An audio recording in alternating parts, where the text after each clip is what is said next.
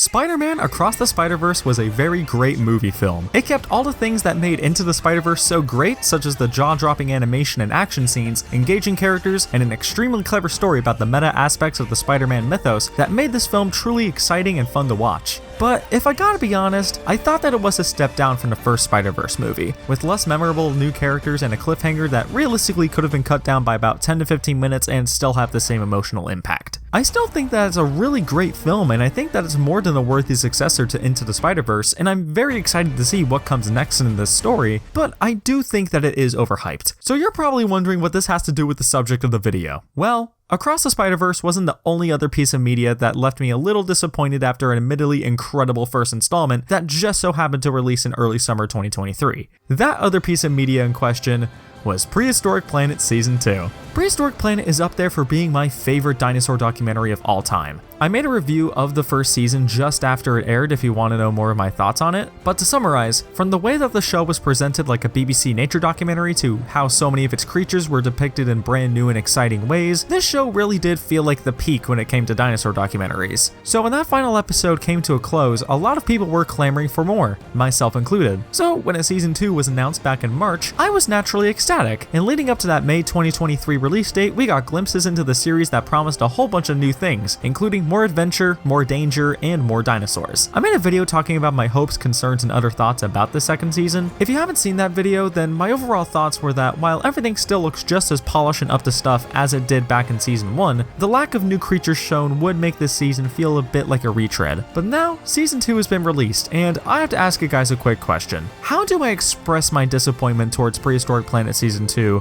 while still pointing out that it is an objectively great dinosaur documentary? Well, I think I do something like this. Overall, I was kind of disappointed by Prehistoric Planet Season 2, but I still think that it is absolutely a great dinosaur documentary. I'm going to make something very clear right from the get-go. While this review may come off as if I didn't like this season in comparison to Season 1, the truth is that I can say with confidence that in a majority of ways, Season 2 is just as good as Season 1 and is even better in some cases. These things primarily came down to the show's presentation, because just like how it was with Season 1, it's fantastic. Of course, the CGI is just as good as ever. Many of the animals are still just as well detailed and animated as they were in Season 1. Some animals in particular are some of the best models in the entire series. The two examples that immediately come to my mind are the Rajasaurus in the Badlands episode, with an insane amount of detail and is animated with so much life and personality as this fleet-footed predator that has found himself among a massive buffet of baby sauropods, and the Beelzebufo in the Swamps episode, which legit has some of the best CGI I've ever seen. He's integrated into his environment so well and is animated exactly like a real frog. Someone in the animation team absolutely understood the assignment when it came to making this frog feel real. In general, the CGI looks just as good as it did before. The filmmaking too was also top notch. Many of the unique camera techniques that made Season 1 so interesting made a return in Season 2, along with the inclusion of some new elements like thermal cameras. Something that I want to bring up is the introduction of bookends to a few of the episodes in this season. A couple episodes in this season would start off in one particular location, and then the next few segments would hop around plenty of other locations to show off other creatures, and then the end of the episode would bring back a key player from the very beginning. Season 1 did this in the Coast episode, having a sequence near the beginning with the two Orangosaurus before returning to them again at the very end of the episode, but in Season 2, it's almost every episode. This is a new addition that I really like, as it adds a lot more reason to stick with each episode, and it keeps you hooked throughout the runtime. The best example of this was in the Badlands episode, where the opening segment leaves you on a cliffhanger before having the question that it posed being answered at the very end of the episode. It's interesting and it's engaging. It really works for me. Another thing that the season added was the inclusion of an uncovered segment at the end of every episode. These were a thing in Season 1, but they were relegated to being bonus features on the Apple TV Plus show page. I feel like the inclusion of these segments in the episodes themselves was due to some backlash that Season 1 got, basically showing much of these speculative behaviors as fact and not really giving a lot of evidence for it. Personally, I'm indifferent on these segments being in the episodes. Some of them are quite interesting, such as the one at the end of the Oceans episode, which talked about mosasaur speed, and the one at the end of the Badlands episode, which talked about dinosaurs incubating their eggs. But a lot of it just seemed like kind of obvious stuff, like what was a Triceratops' frill for, or what were Pachycephalosaurus skulls for, stuff like that. These segments are nice for someone who really wants to know the nitty-gritty science behind dinosaurs, but personally speaking, I'm fine with paleomedia being speculative every now and then. It keeps things fresh and exciting. Just like with Season 1, Season 2's soundtrack is truly something special. Andre J. Rosman and Cara Talvi once again knocked it out of the park, delivering some truly great themes, with my personal favorite of the bunch being the Hesperornis theme. While we don't get anything that's truly spectacular like the Carnotaurus theme or the baby T-Rexes on the beach, my two favorites from season 1, the soundtrack is overall very good. The range of instruments here seems much more broad than it was in season 1, with harps and techno being used a couple times for certain creatures, and they work really well. Something that I noticed was that 2 songs in the soundtrack actually used the main Prehistoric Planet motif. This can be found in As Darkids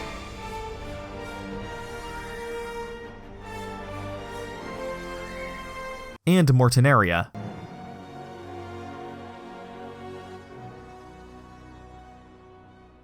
Those definitely caught me off guard when I first heard them in the episodes, and I thought it was very cool that they were used at all. So that was the majority of the positives for this season out of the way. So what exactly were my issues with it? Well, let me tell you. While everything surrounding each particular segment was firing on all cylinders, the segments themselves left a little bit to be desired. And this is where a lot of my concerns with this season start to rear their ugly heads. While all of these segments have fantastic production value, they're shot great, they look great, they have a great score, and great narration by David Attenborough, what is actually shown in the segments themselves is kinda basic. One of the biggest factors that made season 1 so enjoyable to me was the fact that so many of the creatures showcased were put into brand new situations that we've never seen them in before. It got creative and inventive with the usage of its creatures. Many of these were creatures that the general audience had at least some sort of familiarity with, so why not go about and play around with their expectations? I think the best creature to summarize the difference between season 1 and 2 is one of the most iconic of all dinosaurs, Velociraptor. Raptors were known to have feathers for over 30 years at this point, and since then, it's popular to make jokes about how raptors and other dinosaurs were just big stupid birds. So why not make a case for raptors still being those efficient and cunning hunters that were shown in movies like Jurassic Park, while also making an argument as to why feathers are actually pretty cool. And you know what?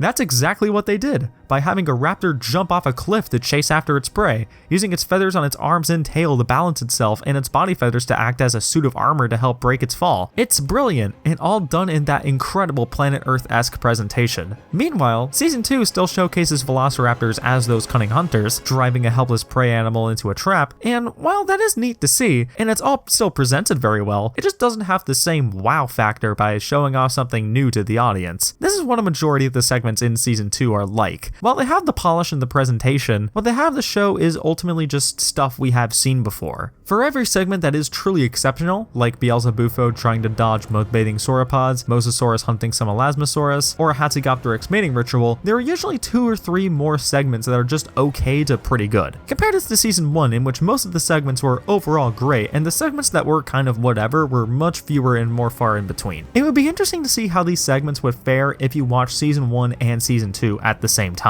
Like, if you watch a season 1 episode and then a season 2 one, and so on and so forth. It would be interesting to see how season 2 would fare when put directly alongside season 1, as opposed to having to watch it all right after season 1. Another thing that weakened a lot of this season for me was its choice of creatures. I understand that a lot of the animals that were reused were probably chosen because the team already had the models and maybe it was too much money to make a new creature for every single segment, but a good chunk of those segments start creatures that were already in season 1. T-Rex, Velociraptor, Triceratops, Mosasaurus, Quetzalcoatlus, Hatzegopteryx, Nanoxaurus, Ornithomimus, Tarbosaurus, and Corythoraptor, along with several others, get a good chunk of the screen time this season, with 1 or 2 segments in this season. What I think also contributes to this problem is the fact that a lot of the newbies for this season were species that I was already familiar with prior to watching this season. Creatures like Majungasaurus, Pachycephalosaurus, Hesperornis, Zephactinus, Rajasaurus, Globidens, and Ostroraptor were ones that I already knew about, and their segments didn't really do anything for me that I didn't already know. What's left are a handful of species that are actually brand new to me, like the different species of Ammonites, Mortinaria, Curricula, Phosphorosaurus, Adolitherium, and Icysaurus. And what they get shown isn't really anything to write home about either. Some of their segments are really cool, but a lot of it just comes down to behavior that I've seen in other places, so it gives off a lot of been there, done that kind of vibes. This is definitely the most subjective out of all my critiques, but I still thought it was important to note regardless, because season 1 showed me so many new species of prehistoric creature that I've never heard about until I watched it. It made me excited to learn about the wide world of dinosaurs and the many creatures that lived in their world. And season 2 just kind of being more of the same in terms of what I've already seen is disappointing, because I want to see more new things out of dinosaur documentaries. Attenborough states in the intro that there are so many new discoveries being made every day about the world of dinosaurs, and yet this season feels way more limited in scope in comparison. When I think back to my favorite segments from season 1, I usually think of ones that have something that is a completely foreign idea to me, and not only putting it in the forefront, but also having it make so much sense that you don't even doubt that this is what these creatures were like in real life. Segments such as the Carnotaurus mating dance, the Velociraptor cliff hunt, the swimming T-Rexes, or the Troodonts committing arson seem incredibly outlandish, but they all work in the context of their episodes. Meanwhile, some of my favorite segments in season 2 include stuff like Beelzebufo trying to find a pond while dodging sauropods, Mosasaurs hunting elasmosaurs in shallow reefs, the hectic chain of events that can happen at a bait ball, and massive predatory pterosaurs putting on the moves for potential mates. These are all fantastic segments, though I primarily love them for their filmmaking techniques and other technical aspects as opposed to what the creatures themselves are doing, which to me removed a lot of the real enjoyment that this show is giving me. I know I sound all doom and gloom in this review, but truth be told, I think I'm only being so harsh on this second season because I was such a gargantuan fan of season 1. It blew me away in ways I couldn't even imagine, and season 2 could just never live up to those expectations for me. With all that said though, it's hard for me to say that this season is anything less than great, let alone bad. Season 2 still carries so much of what makes Prehistoric Planet great, and it's hard to not recognize those when talking about this series. Prehistoric Planet Season 2 is still an overall great piece of paleo media that unfortunately had the task of living up to an absolutely legendary piece of paleo media that came out right before it. In retrospect, I think I'd change my rating of Prehistoric Planet Season 1 to be a 9 out of 10, but closer to a 10 than an 8. As for Prehistoric Planet Season 2,